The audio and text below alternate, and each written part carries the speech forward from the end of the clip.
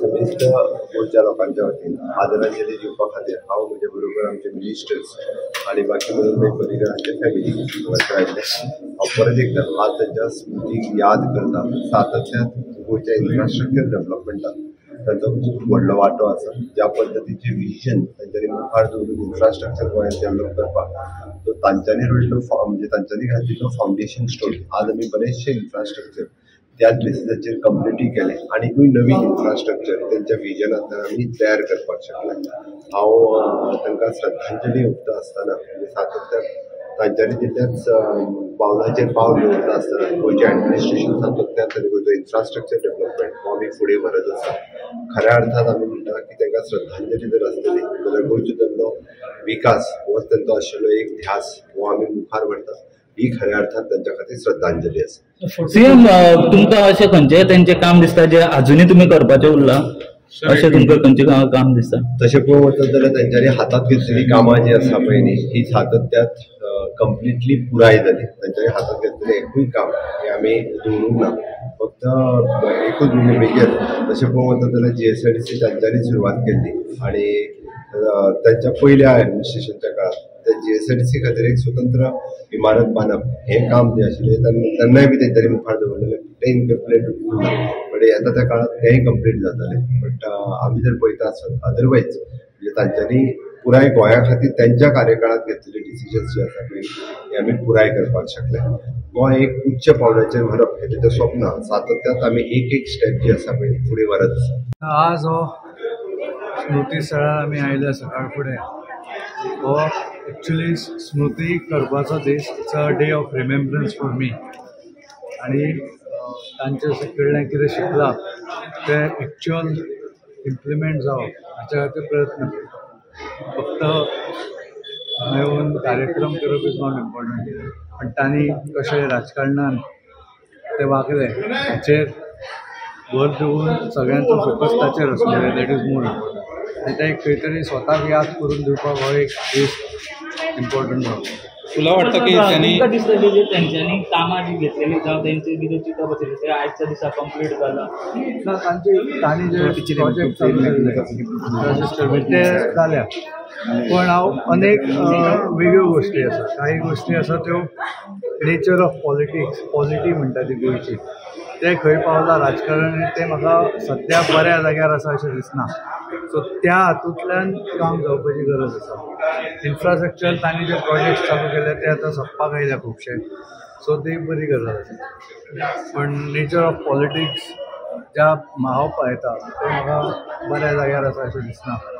ते तांकां जाय ते विचार परत हाडपाक प्रयत्न करूंक जाय.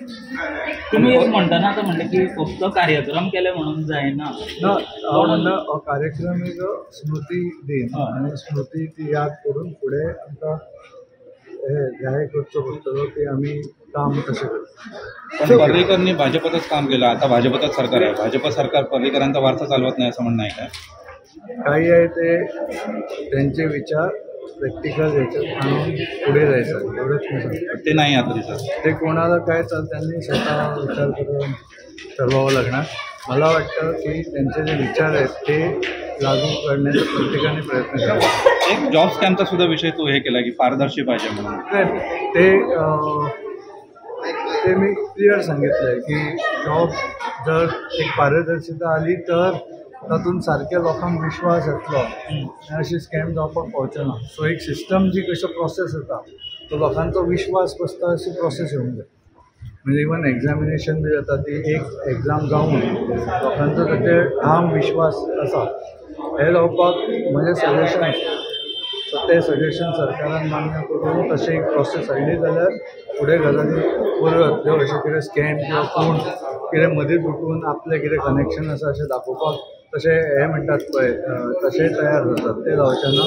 एक पारदर्शिता आनी ट्रान्सपरन्सी हाडल्यार सदांच बरें आसता. Can bring light to the lives of others and to the world around us. I request our Honorable Chief Minister to light the lamp. The recitation of Bhagavad Gita has been a tradition for centuries in India. The recitation of Gita is not just a ritual, it is a spiritual practice that brings about the inner peace, clarity, and strength. As we engage in Gita Pathi, we allow the verses of Gita to penetrate our hearts and minds, giving us the guidance needed to navigate the complexities of life.